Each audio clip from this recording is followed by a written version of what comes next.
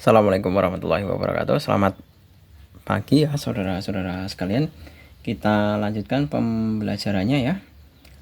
Kita kemarin sudah membahas mengenai perbandingan struktur jaringan daun maupun jaringan batang pada tumbuhan dikotil dan monokotil. Nah, dalam kesempatan kali ini Pak Jul akan membahas mengenai mana nih? Mestinya akar ya. Oh, ini dia. Akar ya, karena kita akan ini yang batang sudah dijawab, kita masuk ke akar. Nah, di sini sebenarnya adalah praktikum biologi ya, tapi Pak Jul belum punya mikroskop, jadi anggap saja kita akan belajar menggunakan gambar yang sudah jadi terlebih dahulu. Nah, di sini Pak Jul tampilkan mengenai struktur akar pada tumbuhan dikotil dan monokotil. Nah, di sini kelihatan sekali ya. Untuk tumbuhan dikotil itu jaringan pengangkutnya itu tertata rapi membentuk lingkaran ya. Kemudian ada jaringan pengangkutnya jelas floem dan xilem ya, yang dipisahkan oleh kambium secara melingkar. Kemudian ada empulur, kemudian ada lapisan berambut, serabut korteks luar, perisikel, korteks parenkim. Nah, kalau pada tumbuhan monokotil ini juga sudah terlihat ya, struktur jaringan pengangkutnya itu tersebar ini, titik-titik ini. Kemudian ada stele yang berisi jaringan pembuluh, kemudian korteksnya juga punya. Ya ada ya, ternyata di akar itu ternyata ada ini. Ternyata akar itu ada korteksnya, semuanya ada korteks. Berbeda dengan pada batangnya. Kalau batang itu yang punya korteks itu hanya dikotil ya. Ini ternyata kalau pada akar yang punya korteks malah semuanya punya korteks. Jadi ada korteks, ada xilem floem, ada epidermis ya. Seperti itu. Jadi secara umum sama. Nah, untuk lebih jelasnya kita bisa mengamati pertanyaannya. Jaringan apa saja yang kalian amati pada akar monokotil? Nah, pada akar monokotil kita punya tadi epidermis. Epidermis itu kulit luar ya, semuanya pasti punya. Walaupun tadi di gambar monokotil kan tidak disebutkan. Kemudian korteks dua-duanya punya, harus tahu ya. Perbedaannya tadi di batang itu yang punya korteks cuman tumbuhan dikotil saja.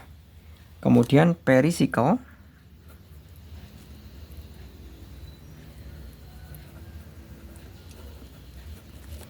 kemudian xilem, floem. Selesai. Kemudian untuk jaringan apa yang kalian amati pada akar dikotil itu juga sama. Jadi ada epidermis, korteks, perisikel, xilem, floem. Kemudian, apakah pola jaringan akar pada kedua tumbuhan yang kalian amati sama? Tidak, tentunya adalah tidak sama. Ya, coba kita lihat. Nah, kita diminta untuk membuat tabel lagi. Nah, berdasarkan tabel ini ya, berdasarkan gambar ini ya. Ini gambarnya, saya tampilkan gambarnya. Kemudian kita bisa membuat sebuah tabel persamaan maupun perbedaannya. Seperti ini. Nah, ini sebenarnya pokok yang kita diskusikan itu hanya sebatas tabel, satu tabel ini. Jadi persamaannya ada epidermis, korteks, perisikel, floem, dan xilem itu baik monokotil maupun dikotil punya. Perbedaannya adalah masalah letak floem dan xilemnya. Kalau monokotil letaknya tersebar. Ya. Letaknya tersebar. Kemudian kalau dikotil tersebar, ternyata di sini tersebar membentuk pola bintang. Bintang itu maksudnya kalau yang lebih jelas itu seperti inilah. Nah, Kalau di sini kan tersebarnya melingkar, tak beraturan. Seperti itu. Kalau yang di kotil ini kan tersebarnya kayak gini. Nah,